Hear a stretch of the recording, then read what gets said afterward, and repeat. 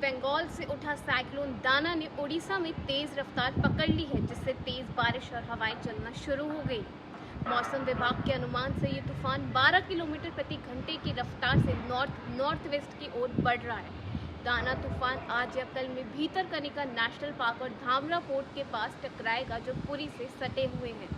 इस दौरान 120 किलोमीटर प्रति घंटे की स्पीड से हवाएं बहेंगी। नमस्कार, मैं वसुंधरा और आप देख रहे हैं social scoop.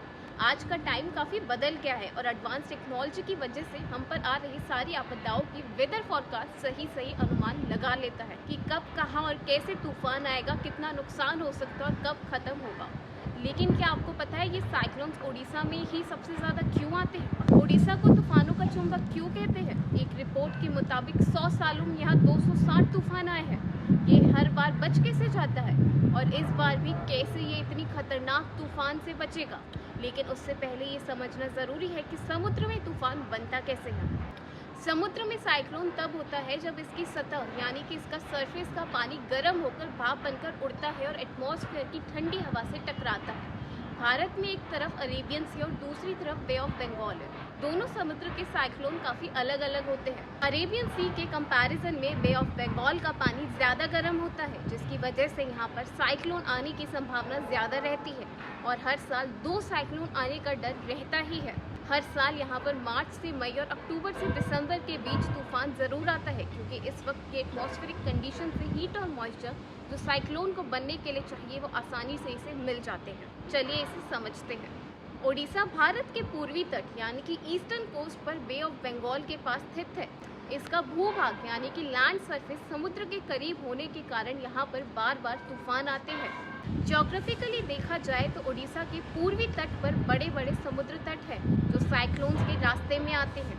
Bay of Bengal का गर्म समुद्री पानी और वहाँ की ह्यूमिडिटी यानी कि नमी तूफान को और भी ताकतवर बना देती है। इस वजह से ओडिशा के तटीय क्षेत्र यानी कि कोस्टल एरिया साइक्लोन के आने पर सबसे पहले प्रभावित होते हैं। ओडिशा के ये कोस्टल एरियाज जैसे पुरी, पारादीप और गोपालपुर साइक्लोन्स के आने पर सीधे असर में होते हैं। इसके साथ ही ओडिशा के भूभाग यानी कि लैंड पोर्शन में कुछ बड़ी नदियां हैं, जैसे महानदी, ब्रह्मणी और बैतरणी, जो तूफान के वक्त पानी भर जाने से और भी ज़्यादा प्रभावित हो जाती हैं।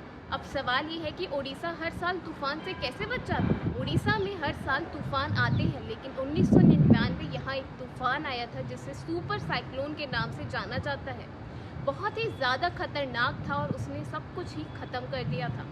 इस तूफान की वजह से ओडिशा में 9,885 लोग मारे गए थे, 4.5 लाख जानवरों की मौत हुई थी, 17,000 से ज़्यादा स्कूल्स और 12,000 किलोमीटर की रोड तक बर्बाद हो गई थी।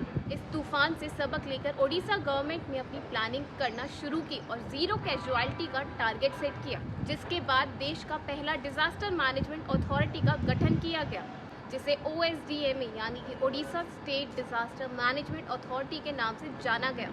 जिसके बाद 2005 में सेंट्रल गवर्नमेंट ने national disaster management authority NDMA का गठन किया। खैर, ओडिशा ने सुपर साइक्लोन की मचाई हुई तबाही से सबक लेकर आगे ऐसी किसी सिचुएशन के लिए तैयार रहने के लिए ज़मीनी स्तर पर यानी कि गांव-गांव जाकर बच्चे, बूढ़ों, महिलाओं, आदमी हर एक इंसान को ट्रेनिंग देना स्टार्ट किया, जो अभी तक भी चल रही है और साल में 2 बार जून और नवंबर में मॉक ड्रिल की जाती है। लोगों को ट्रेनिंग देने के साथ साथ इंफ्रास्ट्रक्चर पर भी विशेष ध्यान देना ज़रूरी था।